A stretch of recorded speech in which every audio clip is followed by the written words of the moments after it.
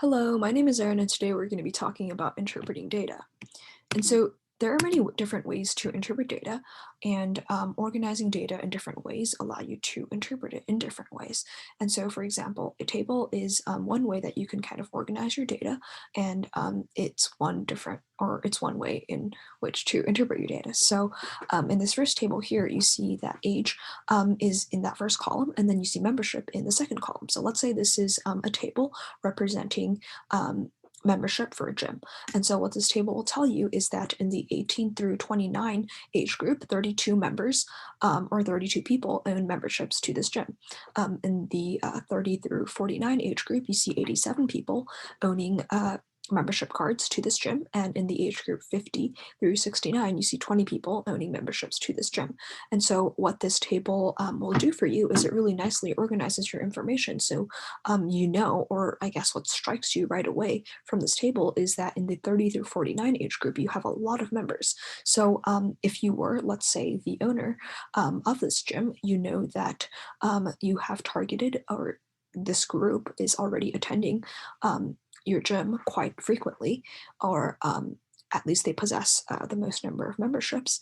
But you see that in that 50 through 69 age group, you don't have as many members. So as the owner of the gym, what you could do is maybe put out more ads in a local newspaper to attract more memberships, or increase, or come up with more creative ways to increase membership. And so that's kind of one way that tables can be useful. They allow you to identify different patterns and different trends. You see a different kind of table at the bottom.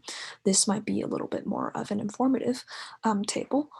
You see nonfiction, fiction, poetry, and comics, kind of genres of different books, and then you see the number of pages. And so if this data were collected maybe for a small bookstore, this would tell you that for poetry, books that have 1 through 99 pages, this bookstore has 33 of those kind of books, and poetry books that have 100 through 299 pages, you have 16.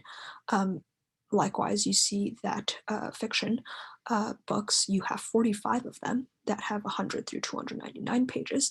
And then you see in the comic category that you have no books in this bookstore that have 300 to 499 pages, which I guess makes sense. So this is, again, another way that tables help you. They kind of organize your data for you in a way that's easy for you to look at and kind of make sense of different things, instead of just looking at a bunch of random numbers. Another way to organize your data is through charts. And this is a chart for favorite seasons in an elementary school. So if this school is trying to put on maybe a festival, and they want to see what their students, or what season their students enjoy the most, they might take this poll.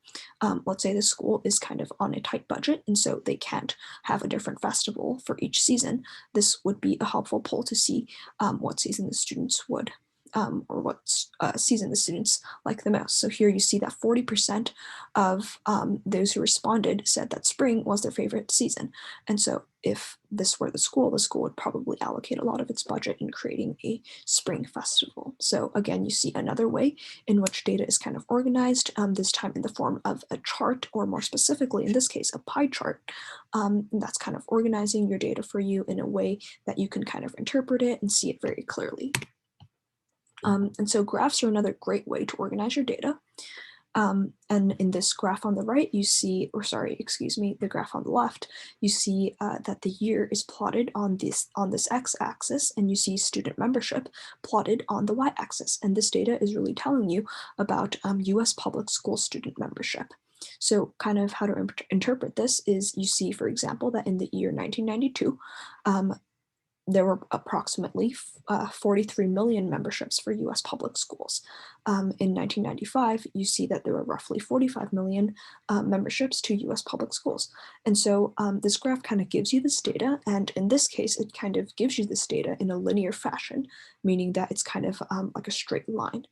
This data isn't scattered, meaning that the points are not just randomly and everywhere, but there's actually some sort of relationship.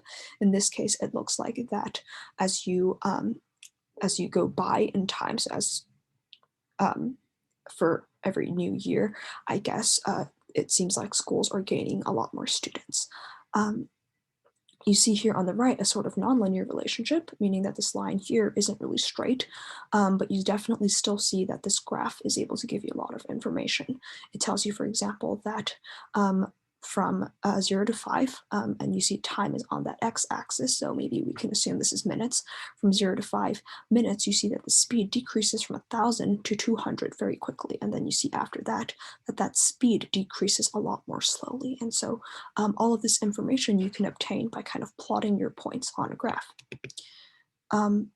Kind of continuing that, sorry, actually that should read graphs, but continuing this, linear relationships are also known as direct relationships. So here you see a very direct relationship between time and growth. If you were, let's say, growing a plant and you wanted to see how quickly it was growing in days, I guess this is maybe not too realistic for a plant, but this is an example of a linear or direct relationship in which it seems like every 2 days you're growing by 2 inches.